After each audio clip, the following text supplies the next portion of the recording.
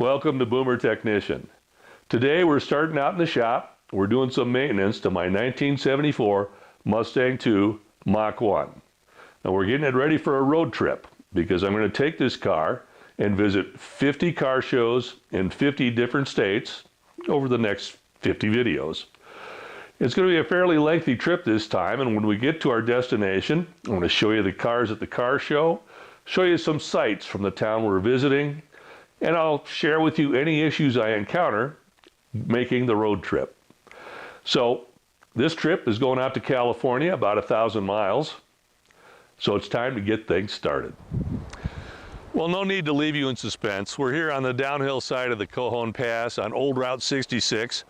The Mustang II has gone about 1,000 miles. She's pretty dirty, but she's running perfectly. And tomorrow we'll be in LA for a car show. I lived in LA for 17 years, and I got to tell you, there's nothing better than driving along the Pacific coast with the Channel Islands in the background. But it's also nice to be in town for a car show. This is a Honda Cars, Bikes, and Coffee event in Torrance, California. And as we come down this road, you'll see the Soul Survivor on display. This show is held in the spring in conjunction with the Long Beach Grand Prix.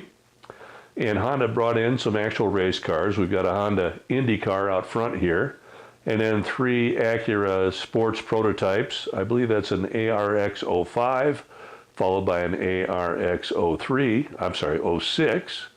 And then on the end, we've got an NSX GTP.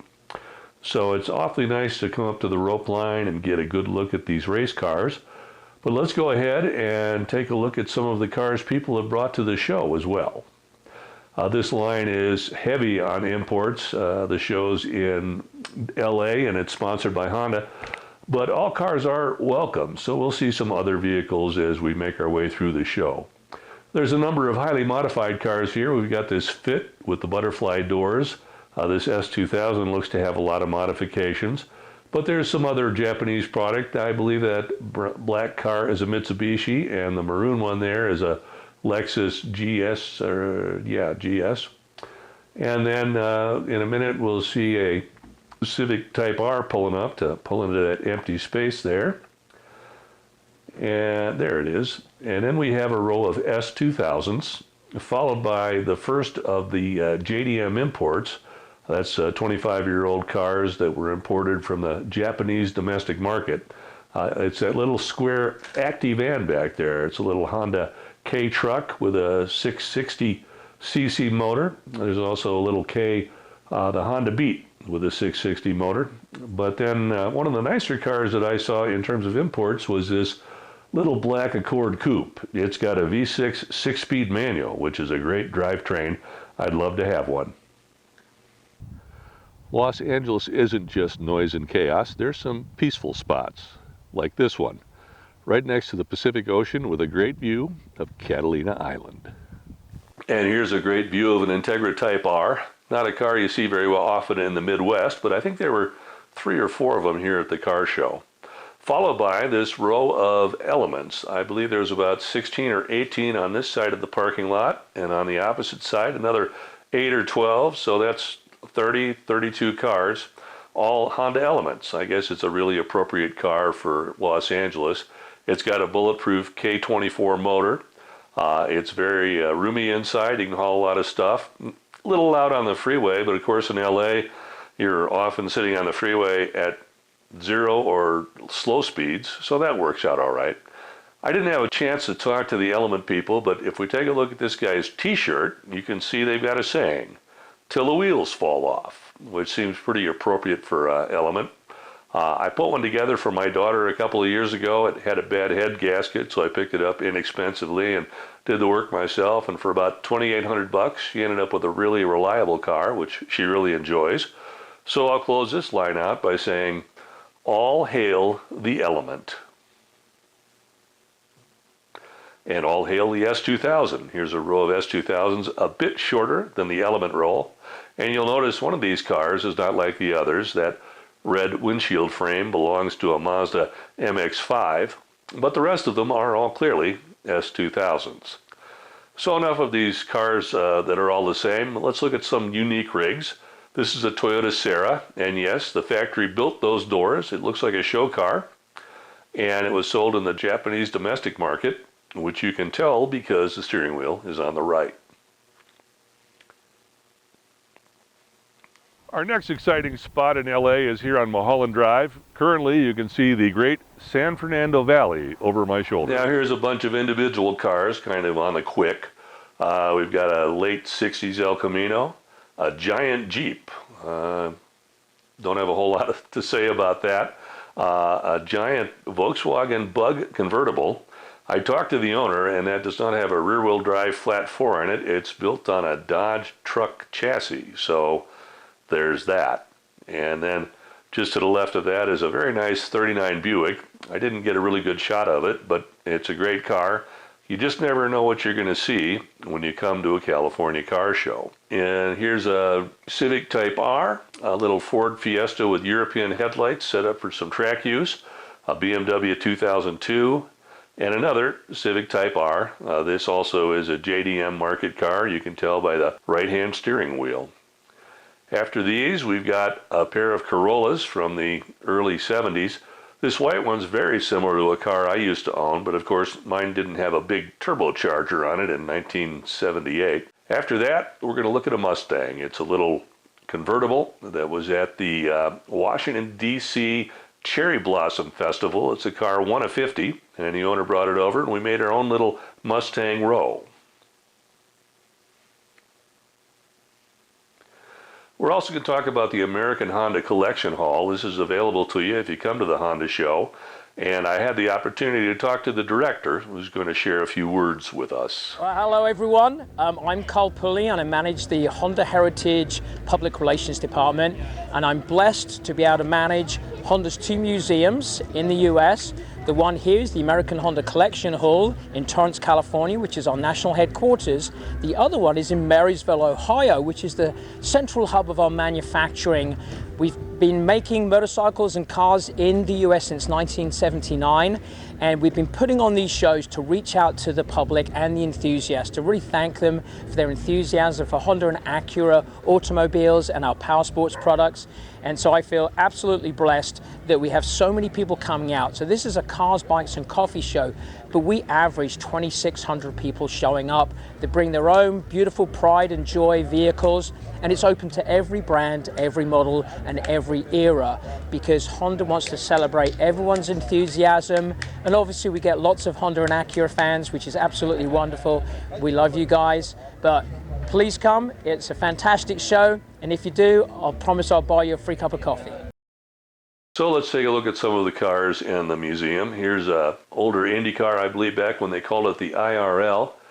Here's a row I like to call it the We Keep It Simple row, back when Honda had a lot simpler product line.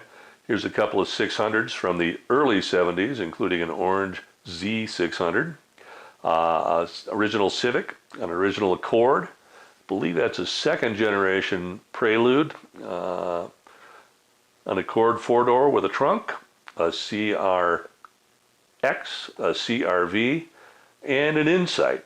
And then we're going to go around the corner and see some of the early Acura products, an NSX, an Integra with pop-up headlights, and the original Acura Legend. And then let's take a look at some Acura sports cars. We're going to see another Integra Type R, an RSX Type S, and a second generation NSX. And the Honda Museum also has some race cars. Here's some fairly old cars. I believe some of these date back to the 70s. Yeah, that one up in the top there on the left is a 70s era racer. And of course, Honda being Honda, they have motorcycles as well. I don't know a whole lot about motorcycles, but I took some shots here. If you want to see all the motorcycles in the museum, including some I didn't take a picture of, I'd recommend you make it to the Honda Cars, Bikes, and Coffee event and take a look at them yourself. And one thing I should make sure I mention is we have a new website, which is HondaHeritage.com. So you go to that website and you can learn all about this museum and the one in Ohio. And eventually we're going to be moving into social media as well. So watch out for that. Honda Heritage is where you want to be looking. Thanks very much. Finally, to end the show, we got to see some of the Honda Museum race cars driving up and down the streets of Torrance.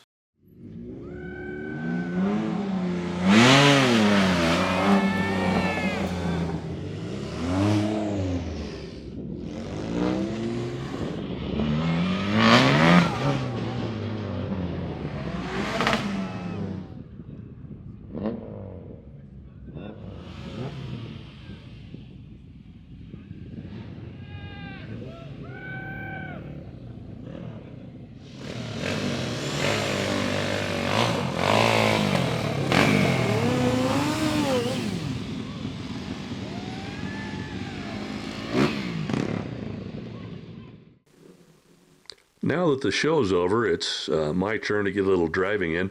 Some of you may recognize this stretch of road. It was made famous in the original Gone in 60 Seconds. It's what's called the jump scene, but I'm taking it quite a bit slower than H.B. Halaki, and there's quite a bit more traffic.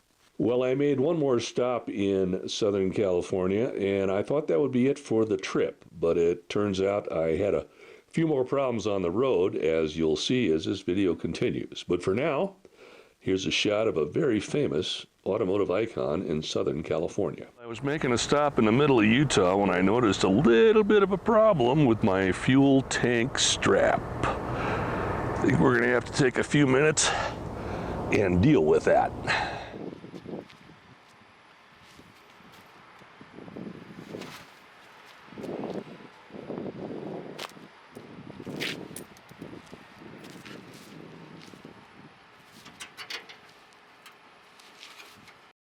Fortunately, the pieces were all present to put it back together. The tightening bolt on the strap had slipped free of the body, so I slid it back into position and drew it down with a wrench. Unfortunately, I hadn't packed any tools.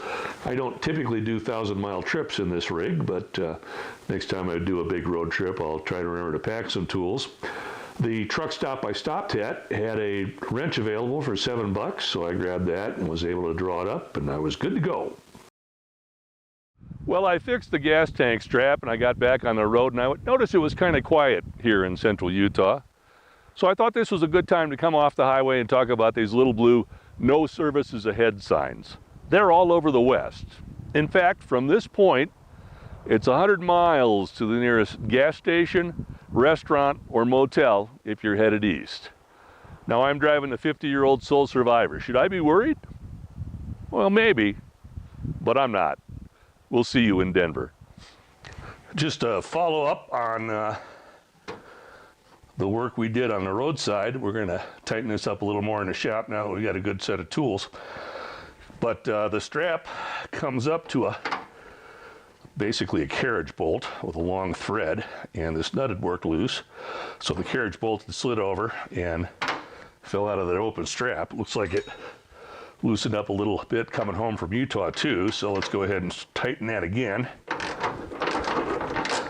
And then for a little more extra security, after I'm happy with this, I'm going to put a second nut on. Just buzz it up against the nut that's we're tightening here. Okay, now it won't move around. Let's get that second nut in place and give it a shot.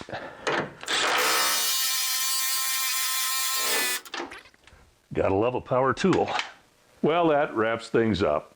It was a fairly interesting adventure. Saw a lot of interesting cars at the show, saw some interesting things on top of the cars. It was always great to go around and explore Los Angeles. It's a great town to visit. And really, we got good service out of the '74 Mustang too. I had a few issues along the way, as you saw, but nothing that really slowed me down, and I was very satisfied with the performance and the mileage I got out of the Soul Survivor. So, to wrap things up, just let me remind you, no matter where you go, there you are. Well, here we are in the part of California without any people. We're on a stretch of the original Route 66 show.